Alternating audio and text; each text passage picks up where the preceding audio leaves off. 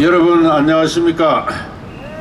사회자께서 한 가지 빼먹으셨는데, 저는 현직 이성만 학당 교장으로 재직하고 있는 이영훈입니다. 박정희 대통령이 가신 지 40년입니다. 그분을 숙모하면서, 그분을 그리워하면서 어젯밤에 제가 쓴 짧은 글을 낭독해 드리겠습니다. 1961년 5월 16일 박정희 장군을 지도자로 하는 군사혁명이 일어났습니다. 박정희 장군, 그의 정신세계는 우리의 불행한 역사, 민중의 빈곤과 고난, 민족의 식민지적 종속, 그것을 초래한 양반 위정자들의 도덕적인 타락, 당쟁, 사대주의, 무사한 일에 대한 분노로 가득 차 있었습니다. 5.16 군사혁명은 결국 역사의 정체와 타락에 대한 우리 한국 민중의 분노의 폭발이었습니다. 이후 조국 근대화의 혁명의 기치가 높이 솟아올랐습니다. 1964년 일본과의 국교를 정상화하려고 하자 무책임한 야당이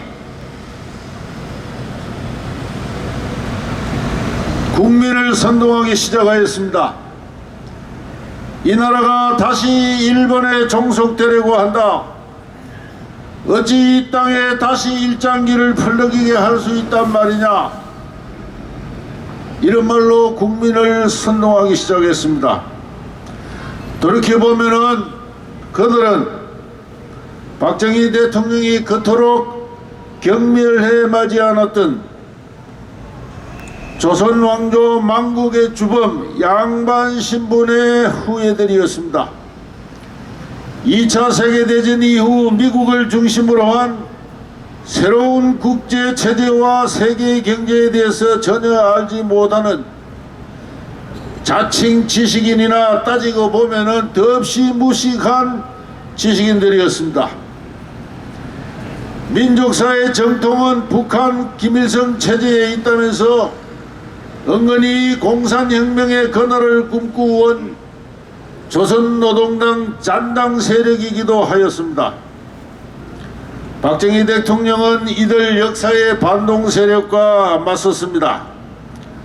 언제까지 과거의 불행한 역사에 얽매여 있을 것이냐. 마음을 열고 자신감을 가지고 새로운 역사를 열어가자라고 소리쳤습니다. 국민의 다수는 박정희 대통령의 호소를 이해하고 지지하였습니다. 박정희 대통령은 국민을 믿고 다시 한번 그 어려운 난국을 돌파하였습니다. 군대를 동원하였습니다. 또 한 번의 반역이었습니다. 지극한 충성이 아니고서는 도모할 수 없는 위대한 반역이었습니다. 이후에도 야당 세력은 그리고 제야의 불량한 지식인들은 사사건건 100이면 100가지 박정희 대통령을 비판하였습니다. 그를 독재자라고 매도하였습니다. 그들은 농업과 중소공업을 우선 육성하자는 대중경제를 주창하였습니다. 박정희처럼 수출주도 공업화를 하면은 이 나라는 다시 식민지 종속국가로 떨어진다고 했습니다. 노동자의 경영 참여를 허용하는 대중민주주의를 실시하자고 했습니다. 그렇지만 조금 전에 조갑재 선생님께서 말씀하신 대로, 또 민병동 교장 선생님께서 말씀하신 대로 그 길로 나아간 제3세계의 모든 나라는 모조리 실패하고 말았습니다. 반면 박정희 대통령은 경제학의 기본 원리에 충실하였습니다. 자유롭게 넓게 펼쳐진 시장이야말로 성장의 무대요 원동력인 것입니다. 우리 기업가들을 태평양처럼 넓게 펼쳐진 국제시장으로 내몰았습니다. 그리하여 자본주의 역사에서 전례가 없는 세계가 놀라는 연간 10% 고도 성장의 시대를 열었습니다. 그것은 한 시대를 기망한 무지와 독선에 대한 찬란한 승리였습니다. 더없이 충실한 실용주의와 과학주의의 일대 혁명이었습니다. 1970년대에 들어와 이 나라는 다시 한번 큰 위기를 맞이하였습니다. 동아시아 공산혁명 세력이 베트남에서 승리를 거두고 있었습니다. 북한의 공산 세력 역시 우리 남한에 대한 군사적 공세를 강화하였습니다. 중국과의 해빙을 모색한 미국은 주한미군의 절반을 철수해버리고 말았습니다. 한국 경제는 자주국방의 책무를 감당할 실력을 갖추지 못하였습니다. 뭔가 새로운 선택과 결단으로 이 나라를 상이한 발전 경로로 옮겨놓을 필요가 있었습니다. 사회와 국토 구석구석까지를 새로운 기운으로 새롭게 조직할 필요가 있었습니다. 박정희 대통령은 10월 유신을 결단하였습니다. 연이어 중화공업화를 선포하였습니다. 4대강 유역 개발에 박차를 강화하였습니다. 새마을운동의 기치를 높이 들었습니다.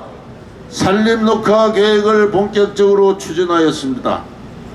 그 모든 것은 사회의 낡은 구조를 혁신하는 태형적인 삶의 가치를 혁신하는 새로운 공동체의 장서를 위한 환경과 사회와 문화의 혁명이었습니다.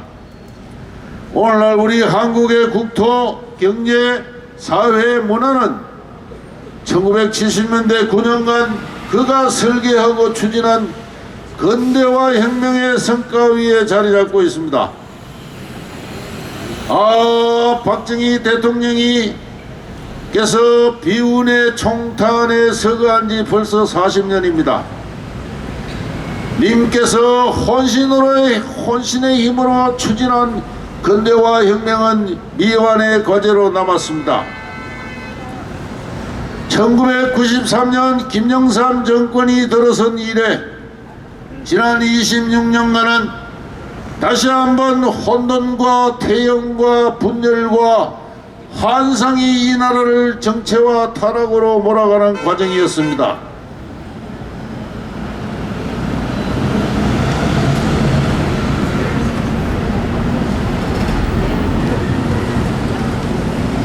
어느덧 양반 나부랭이 후예들의 반일 종족주의자들이 나라의 외교를 장악하고 일본과의 분쟁을 의도적으로 극대화하면서 고도 성장의 국가체제를 허물고 있습니다. 어느덧 반시장 대중주의자들이 나라의 경제를 장악하여 기업가를 억압하고 사유재산의 원리를 무시하고 퍼주기 정책으로 이 나라를 제3세기의 실패한 모델로 끌고 가고 있습니다. 어느덧 지하에 잠복해 있던 반국가 공산 세력이 나라의 권세를 장악하여 이 나라 헌법에서 자유 두 글자를 지우겠다고 공언하고 있는 실정입니다. 그리하여 건국의 아버지 이승만 대통령이 세우고 근대화의 혁명가 박정희 대통령이 일으킨 이 나라 자유민주화 자유시장의 국가체제가 큰 위기에 처하고 말았습니다. 사랑하는 대한의 자유시민 여러분, 이제 와서 누구를 원망하겠습니까? 눈물을 훔치며 한탄만 하고 있을 수는 없습니다. 분연히 함께 일어서야 합니다. 우리 속에 알게 모르게 깊숙이 침투한 반자유, 반개인, 반시장, 민중, 계급, 종족주의, 그 모든 것과 과감히 결별하고 새로운 길로 나서야 합니다. 가진 재능과 재산과 시간을 자유개인, 자유민주, 자유시장의 혁명에 바쳐야 합니다.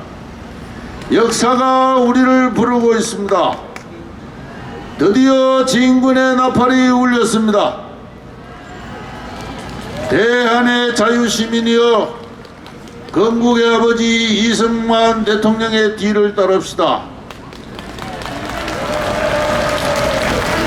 대한의 자유시민이여, 근대화의 혁명가 박정희 대통령의 유업을 이어갑시다. 하늘에 계신 우리의 호국영령이시여, 우리에게 지혜와 용기를 주시옵소서. 우리로 하여금 결단케 하시옵소서. 감사합니다.